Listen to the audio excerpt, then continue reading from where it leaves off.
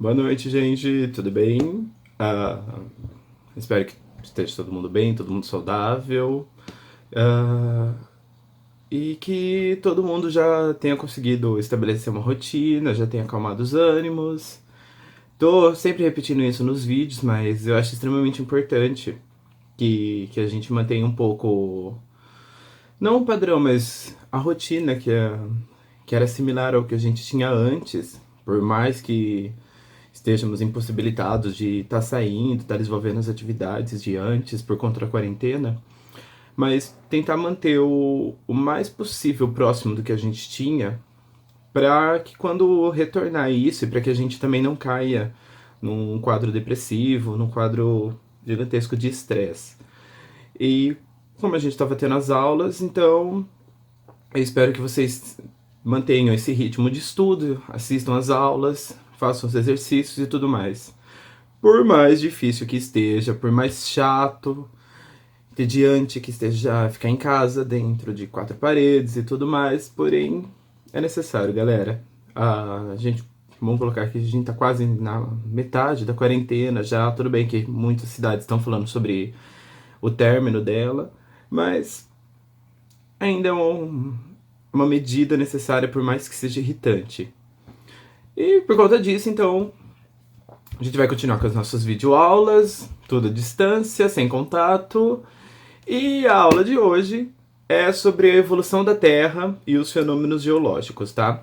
Antes disso, só para deixar avisar vocês, eu já coloquei o cronograma anual dos conteúdos que a gente vai ter durante o ano, tá? Eles estão no Drive. Eu espero que dê tempo da gente passar por todos os conteúdos. O último item eu coloquei como item bônus, porque eu imagino que não vai dar tempo. Mas se a gente conseguir adiantar as aulas, aí a gente trabalha ele e vê o tema bônus que eu deixei lá, tá? Os demais a gente vai ter que fazer mundos e fundos para dar conta. Mas pelo menos eu espero que a gente consiga. Então hoje a gente vai falar sobre como surgiu a Terra e o movimento, ou melhor, os fenômenos geológicos, que são os movimentos geológicos, tá? Que a gente tem. Vamos colocar que a Terra, ela tem 4,5 bilhões de anos. Para vocês terem ideia, é um tempo gigantesco, a gente não tem essa noção de tempo. Porém, imagina assim, todos esses 4,5 bilhões de anos condensado em um dia só, 24 horas. Como seria isso? Meia-noite, 00.000, a Terra surge. Por conta da aglomeração de partículas e tudo mais, teve Big Bang, vai surgir a Terra, uma bola incandescente de magma, lava. Não existe vida, não existe nada, as condições extremamente absurdas para que haja alguma coisa ali. Isso foi quando surgiu a Terra, meia-noite.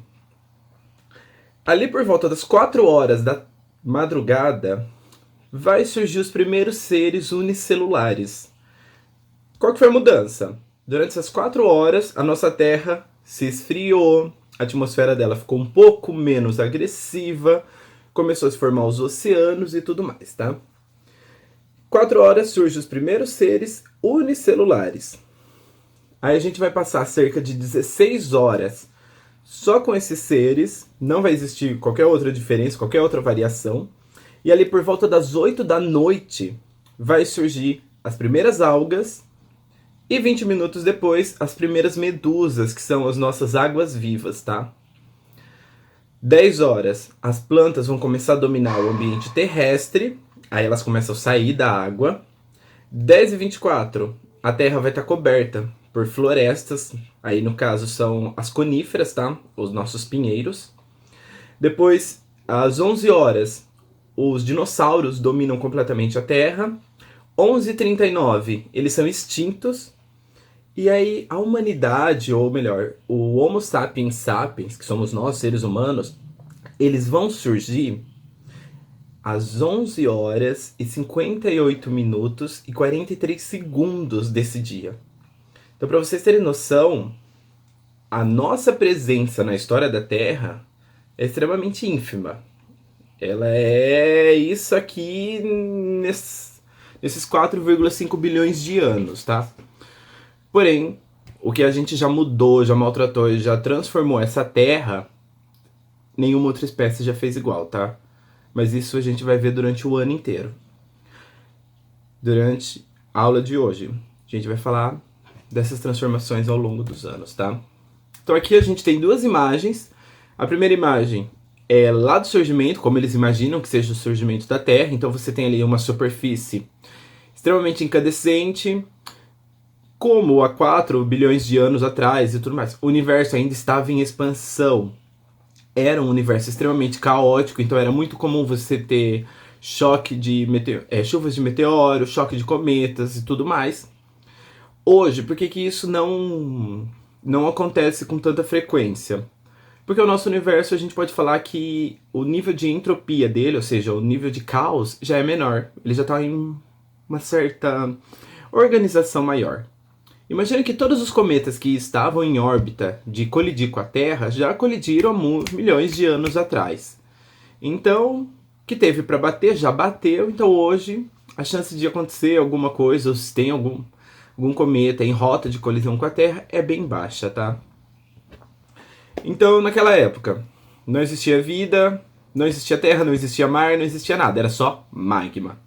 Conforme vai passando os milhares de anos, até os milhões, essa terra vai esfriando a sua superfície, esse magma começa a se consolidar e vai formar rochas, tem algumas chuvas, tempestades elétricas e tudo mais, elementos químicos vão se transformando, começa a formar água na nossa terra, vai começar a formar os primeiros oceanos, e desses oceanos vai, depois no futuro, formar as primeiras células, que é o que a gente vai chamar de sopa primordial.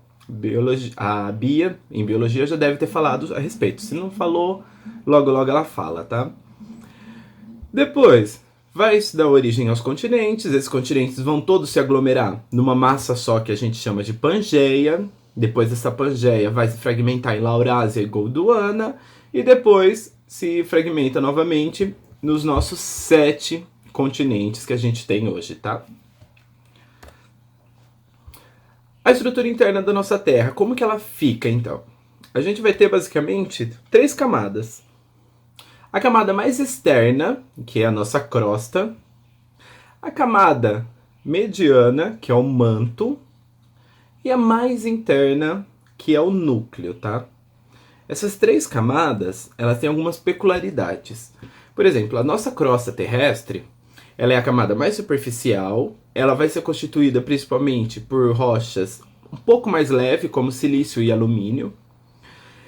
A espessura dela, ela pode variar de 20 a 70 quilômetros, se for uma crosta ou se for uma plataforma continental, e de 7 a 15 se for uma plataforma oceânica, ou seja, continente, oceano. O oceano é mais fino, tá?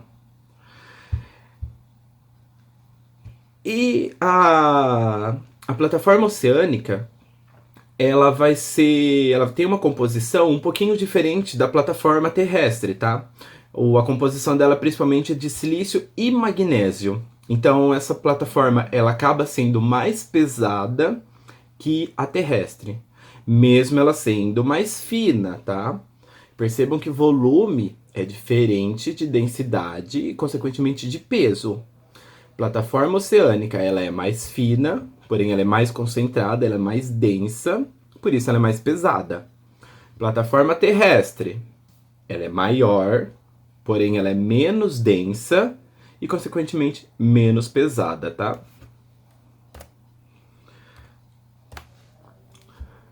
Aí a nossa camada intermediária, que é o manto. Ele vai ter 2 subdivisões, que é o manto externo e o manto interno.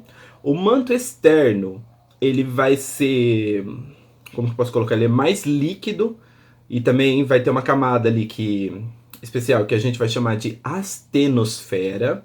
Essa camada é muito importante porque é nela que ocorre os movimentos de convecção, tá? Como assim convecção? Sempre que eu for falar de fluidos, em química e física vocês vão ver isso.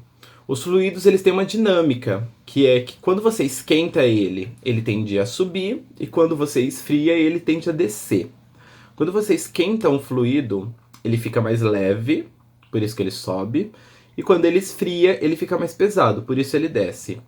É o sistema que as geladeiras antigas utilizavam. Por isso que o congelador era em cima. Você colocava a parte mais fria da geladeira em cima, ele vai gelar o ar gelado vai descendo e resfria todo o resto. Por isso que as verduras sempre são guardadas na gaveta embaixo. Com magma, por incrível que pareça, é a mesma situação, é o mesmo sistema. O magma, quando ele está muito quente, ele vai subir para a superfície e conforme ele vai esfriando, ele desce desce de profundidade. Então, isso se chama movimento de convecção. Esse ciclo que forma é isso. Aqui a gente tem um esquema, aliás, a primeira imagem vai ter essa divisão de manto externo e manto interno, ou de manto interno e a astenosfera. E embaixo você pode perceber na imagem que forma como se fosse um cogumelo. Nada mais é do que um movimento de convecção.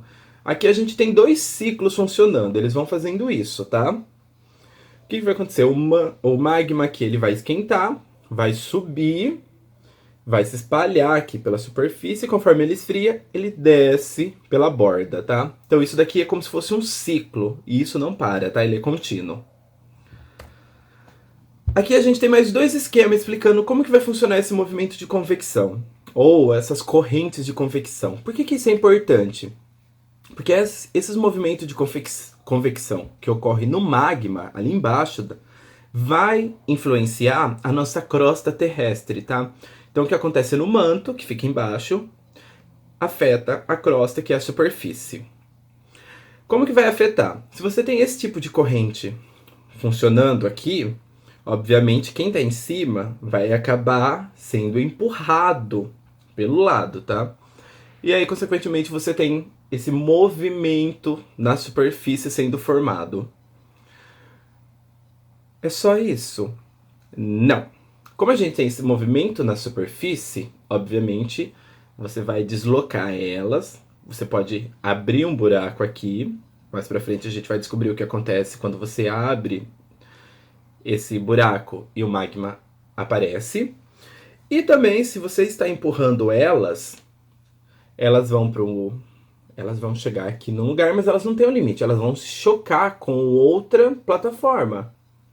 E aí, consequentemente, se uma plataforma se choca com a outra, elas vão começar a amassar. E aí você tem a formação de montanhas, tá? Ou você pode, por exemplo, ter uma plataforma se chocando com a outra e afundando. Com esses três exemplos que eu dei, agora dá para entender esse esquema que está aqui do lado. Você tem o movimento de convecção acontecendo no manto, na astenosfera. Esse movimento vai empurrar essas placas que estão em cima da crosta terrestre. Essas placas vão se afastar, afasta de um lado, mas se choca do outro. Quando elas se chocam aqui, se for uma placa oceânica, ela vai para baixo, e a outra fica aqui em cima.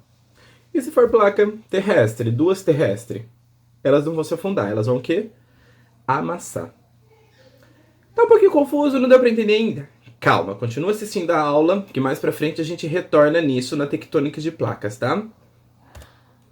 Agora com relação ao núcleo. O núcleo ele também é subdividido em duas unidades, núcleo externo e núcleo interno. Acredita-se que o núcleo interno ele é sólido e o núcleo externo ele é um pouco semilíquido, tá? Por que eu falo que acredita-se? Porque a gente não tem como descobrir como é o núcleo da Terra ainda. O que aconteceu? Há 50, 60 anos atrás, se não me engano, os Estados Unidos tentou fazer uma pesquisa onde eles escavaram abaixo da plataforma oceânica. Porém, eles abandonaram essa pesquisa quando eles já chegaram a 180 metros de profundidade. A União Soviética também resolveu fazer isso. Só que eles escavaram uma plataforma continental, ou seja, ela é mais alta. Eles chegaram a fazer um poço. Deixa eu procurar aqui o livro, só para dar a informação correta.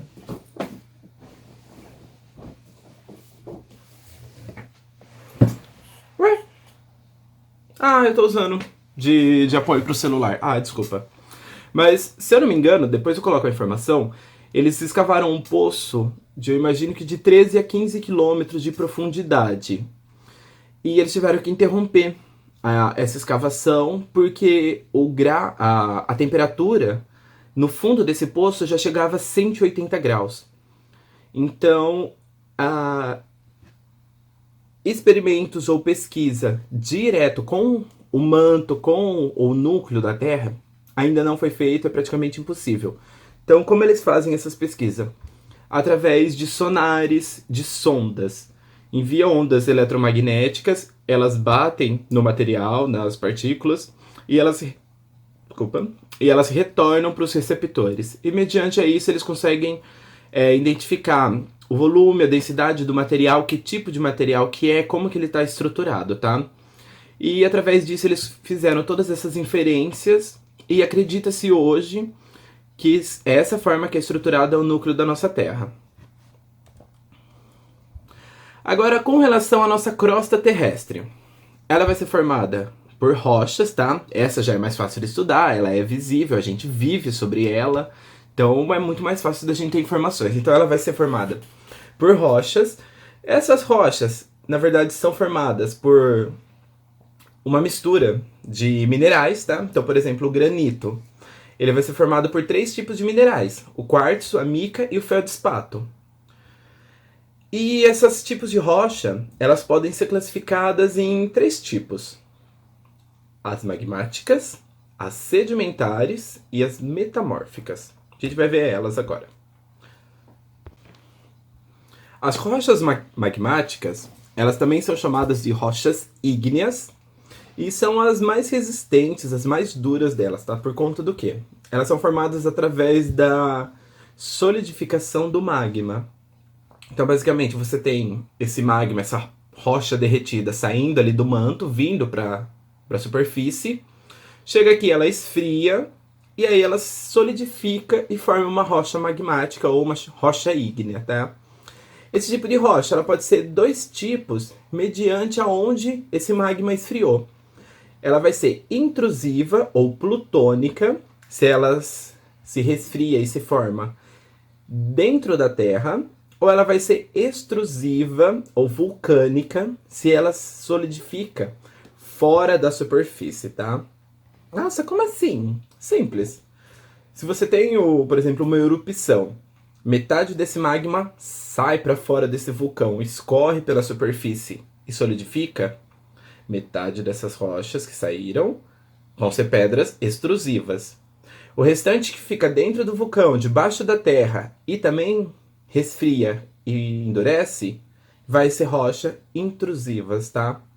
Nossa, mas o que muda de uma coisa para outra? Simples.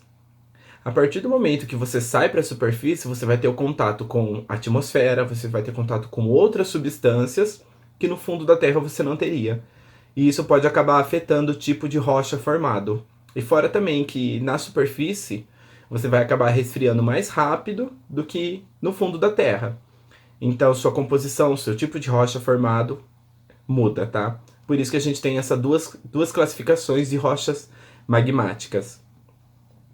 E as rochas intrusivas, que são as formadas debaixo da Terra, elas podem vir para a superfície, depois que elas se solidificam, óbvio, por conta da erosão, que é o carregamento de sedimentos, ou até por conta de algum abalo sísmico, algum terremoto, alguma coisa. Quando essas rochas que estavam enterradas, elas vêm para fora, a gente vai chamar esse fenômeno de afloramento, tá? O que mais que eu posso falar? Para vocês lembrarem um pouco de magmáticas. Se a gente for falar de rochas plutônicas, lembra de Plutão, que é o deus vamos colocar, do inferno, do gregos, o Hades, que na mitologia grega ele é Hades, da romana ele é chamado de Plutão, tá? Então Hades, deus do inferno e tudo mais, aí você já lembra que tá embaixo da terra. Vulcânicas, vulcão, erupção, fora da terra. Aí fica fácil de você lembrar, tá? Aqui a gente tem 6 esqueminhas de rochas ígneas. A gente tem o basalto, o granito, Eu acho que as mais comuns pra gente é o basalto e o granito, tá? Curiosidade, que é bem legal a gente falar. O basalto, por ser uma rocha ígnea, ela é uma rocha bem resistente, e quando ela é desgasta, ou seja, conforme ela vai sendo gastada, ela vai sofrendo decomposição, ela vai dar origem à terra roxa, que é essa terra que a gente tem aqui na nossa cidade, tá? É um solo extremamente fértil, ele é muito bom para agricultura, e ele tem aquela característica que é um solo fino, ele se compacta com muita facilidade, suja, que é uma beleza, e é o que deu origem a esse interior de São Paulo aqui, tá? A gente surgiu, aliás, a nossa região ela tá sobre um escudo cristalino, mais pra frente a gente fala sobre o que que é esses escudos. É um escudo cristalino de basalto, que é uma rocha magmática. E por conta do desgaste disso, deu origem ao nosso solo, que é um solo de terra roxa. Olha que legal isso. A gente correlacionando o conteúdo teórico com a nossa experiência, a nossa vivência, né?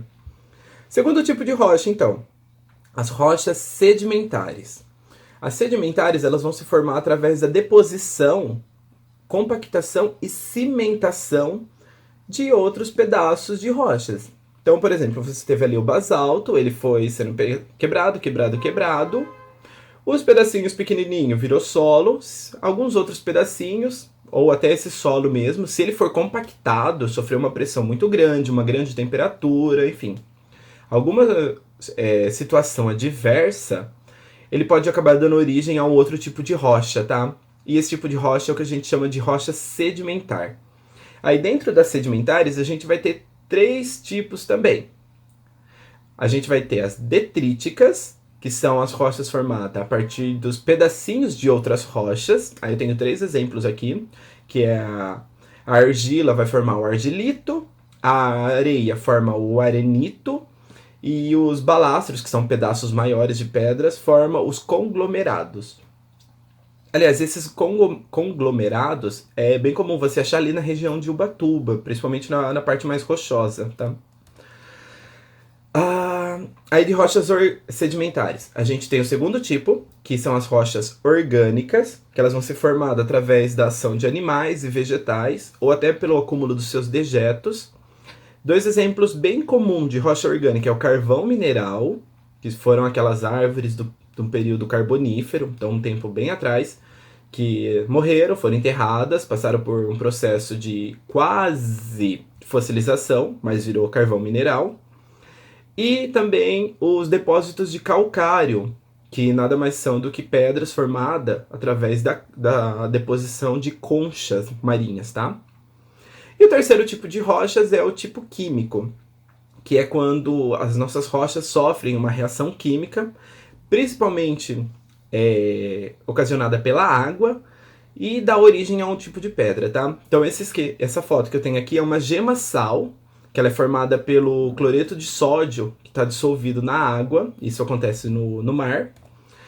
E essas daqui também são rochas químicas, também formada pela ação de água, tá?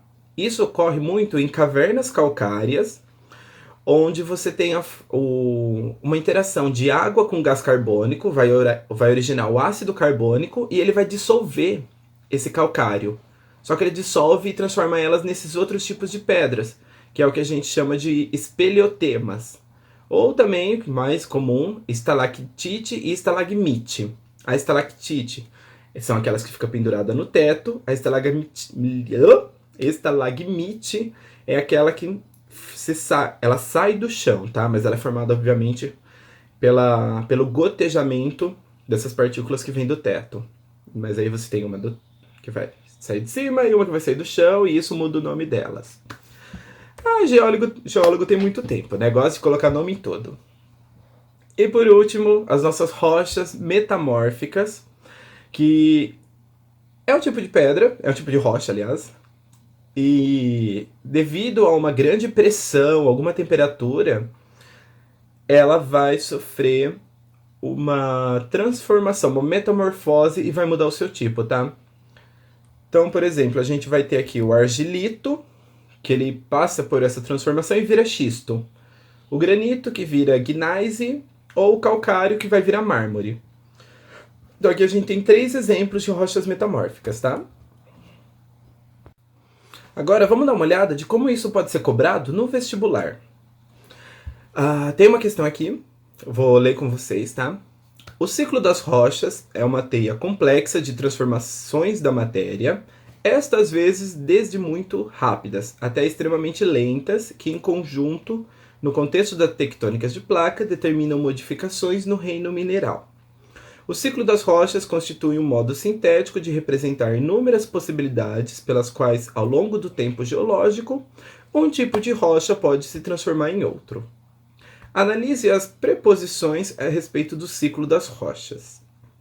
Eu vou mudar o slide, vamos deixar só as preposições, vamos tirar o enunciado, para a gente descobrir qual é a alternativa correta, tá? Então, alternativa 1.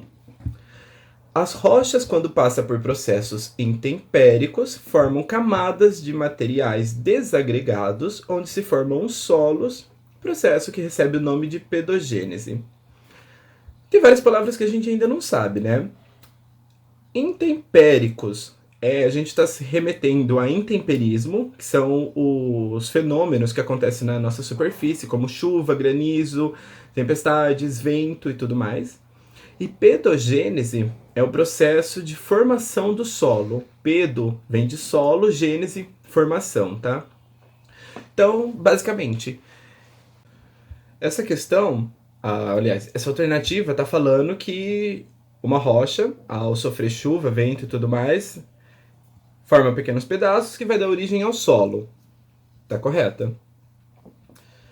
Aí a gente já vai ali para as alternativas. A tem a alternativa 1 é verdadeira, a B tem a alternativa, a C não tem, risca, e a D tem. Então, beleza, a gente já tem 3 alternativas que podem ser. Vamos para a afirmativa 2.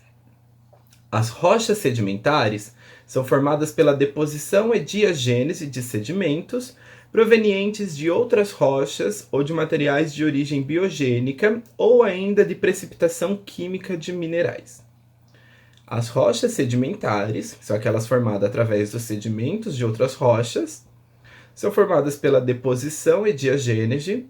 Diagênese é um fenômeno que remete muito à precipitação, tá? Então, quando você tem uma substância dissolvida na água e ela vai se acumulando no fundo, isso pode ser chamado como diagênese. Então, até por aqui, tá correto. As rochas sedimentares ocorrem pela deposição ou sedimentação de sedimentos provenientes de outras rochas. Perfeito.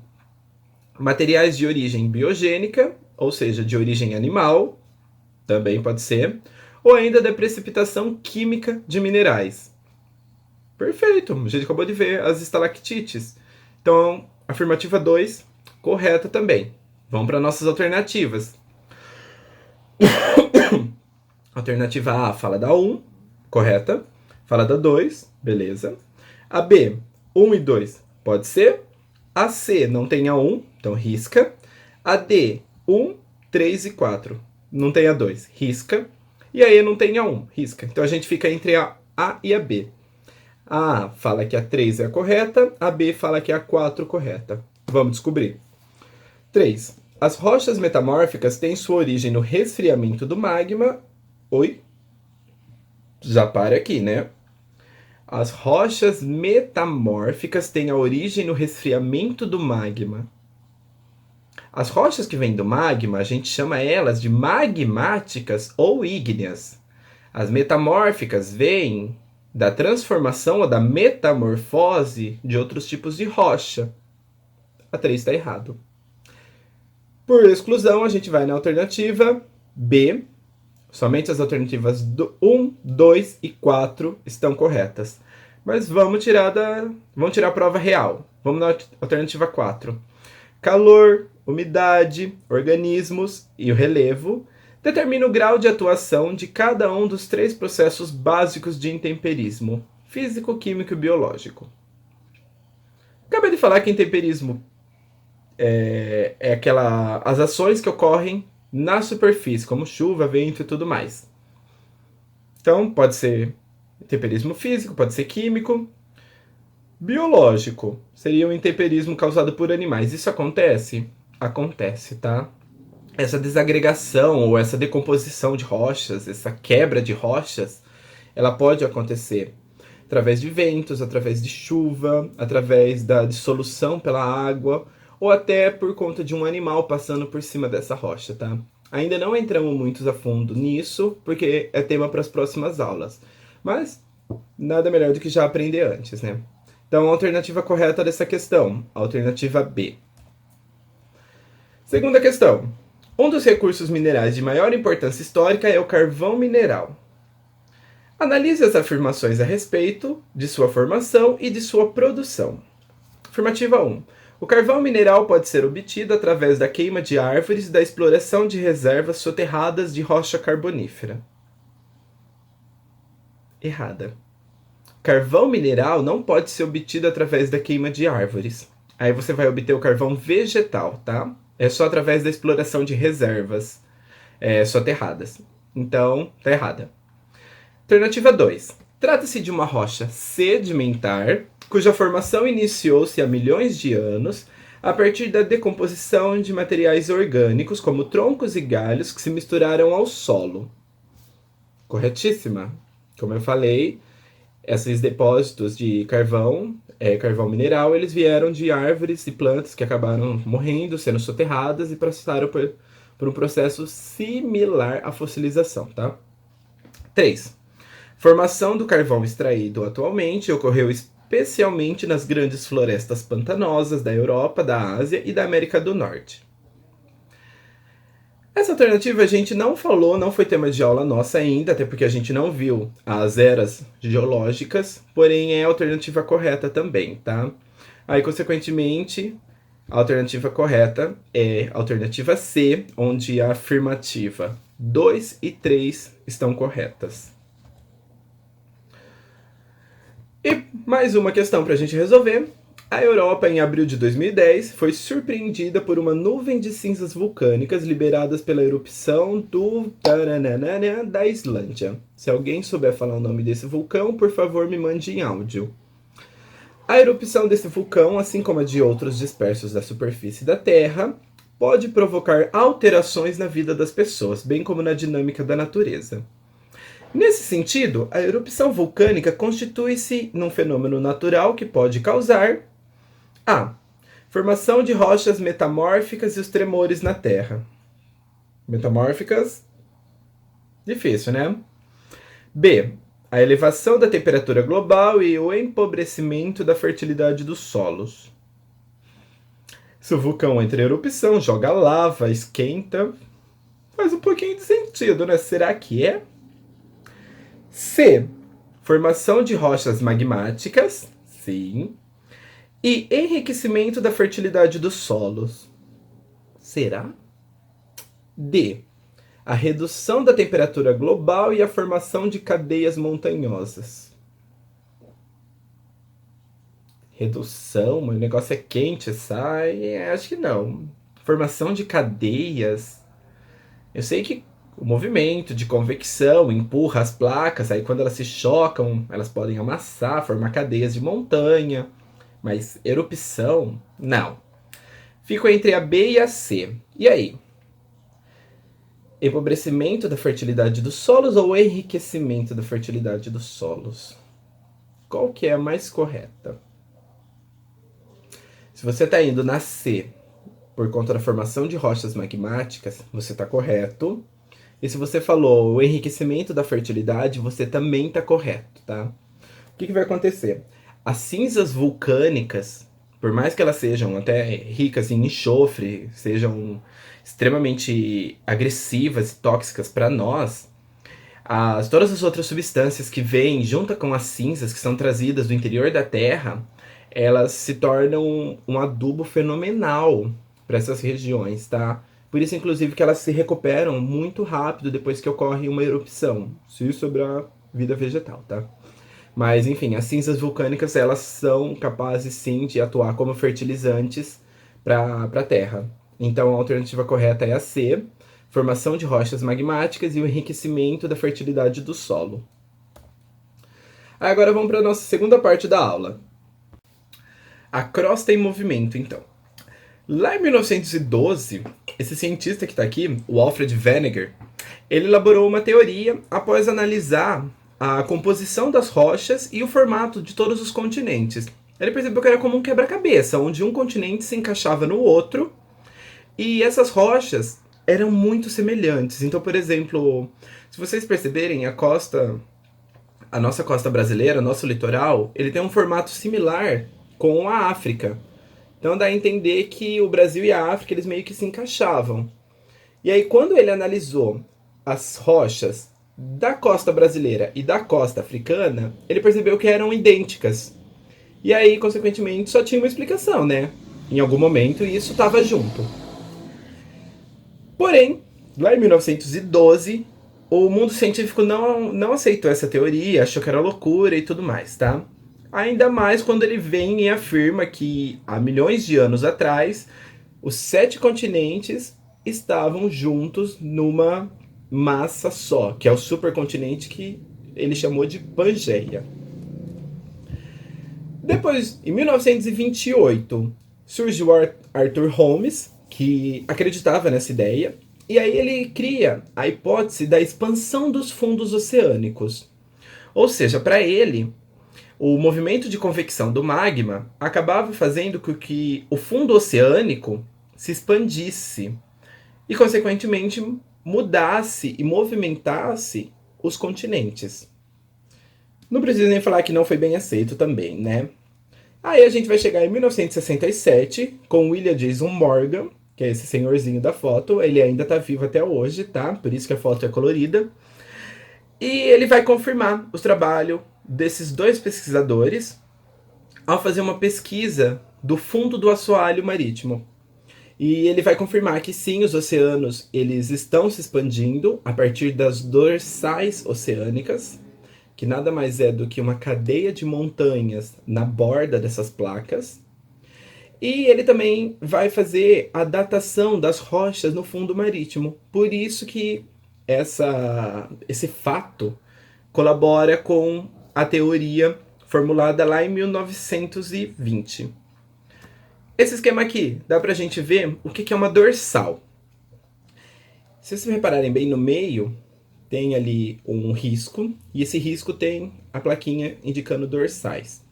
Essas dorsais são cadeias de montanhas que delimitam o fim, ou a gente pode colocar o começo, enfim, a borda da placa oceânica, tá? Então lá no final dessa borda tem essas montanhas que a gente vai chamar de dorsais.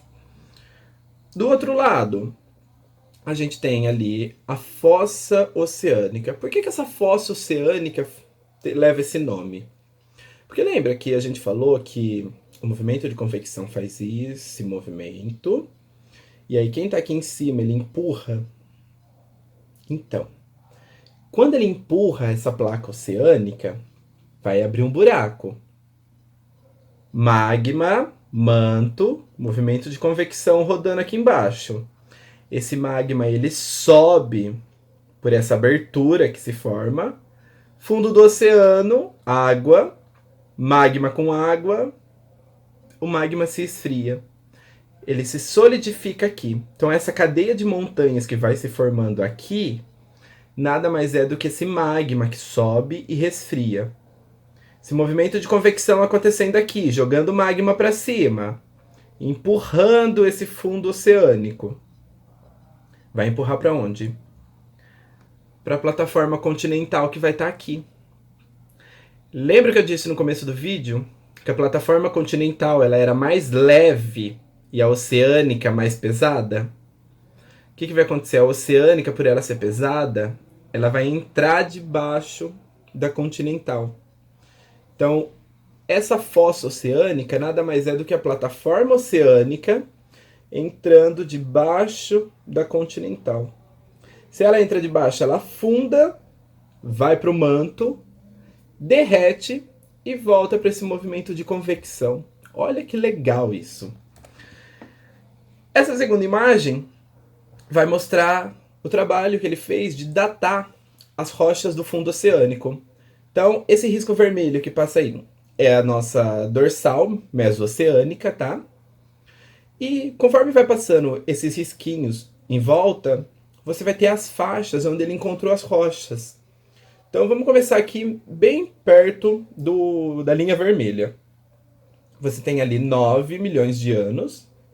Conforme você vai avançando, você vai para 38 milhões de anos, 53 milhões de anos, até que você chega ali no litoral, tanto da América do Norte quanto na África. E aí você vai ter uma data ali de 180 milhões de anos, que é a idade dessas rochas do fundo oceânico, tá? Então, com essa datação que ele fez, ele conseguiu evidenciar a teoria de quase 100 anos atrás, que foi proposta pelo Wegener. E aí não tinha como ninguém refutar isso, tá? Por enquanto. Aí, com isso vai surgir, obviamente, a nossa teoria da tectônica de placas, que nada mais é do que a nossa crosta terrestre, ou a nossa superfície. Ela não é uma coisa só, ela é toda fragmentada. Esses fragmentos, eles ficam boiando sobre o manto e eles estão constantemente em movimentos, tá? Nosso planeta, ele tem 52 placas, se eu não me engano, são 13 ou 14 placas principais e as demais são placas intermediárias. Precisa saber todas elas? Não. As principais, é legal você dar uma olhada, é legal você pesquisar um pouquinho, porque sempre tem alguma questão sobre tectônicas de placa nos vestibulares, tá? Essa imagem aqui mesmo, eu tenho todas elas aqui. Então a gente tem a placa do Pacífica, a norte-americana, a Nazca, a sul-americana, a antártica, a africana, a euroasiática, a indo-australiana, a filipina e vai faltar algumas outras placas que não colocaram o nome ali. Mas lembre-se que as principais são 13, tá? Deu feio nisso. E como essas placas elas estão flutuando e elas estão em movimento, a gente vai ter 3 tipos de movimentos que vão se formar no limite dessa placa, que são os movimentos transformante, divergente e o convergente. O transformante é quando essas placas elas raspam, tá? Então você tem esse movimento formando, tem uma placa aqui, outra placa aqui, e elas vão raspar sobre elas. É um movimento um pouco raro de acontecer, tá? O mais comum que a gente tem é a falha de San Andreas. Para quem assistiu o filme O Dia Depois de Amanhã, já deve estar lembrando um pouquinho de como que funciona isso. O segundo tipo de movimento é o movimento divergente, que é o movimento que eles se afastam, tá? Então você tem as duas placas aqui, e como elas divergem, elas vão se afastando. Forma aquele buraco, e aí ele vai ser preenchido ou por magma, se estiver no fundo do oceano, ou se for duas placas terrestres se afastando, vai formar esse buraco, e aí o oceano vem e preenche ele, e futuramente, depois de milhares de anos, vai se formar um novo oceano, tá? A aula que vem a gente vê isso. O terceiro tipo de movimento é o movimento convergente, que é quando você tem duas placas e elas vão se chocar de frente. O que pode acontecer? Quais são as consequências do movimento convergente? Se for duas placas terrestres, elas vão amassar. Se for duas placas terrestres, elas vão amassar.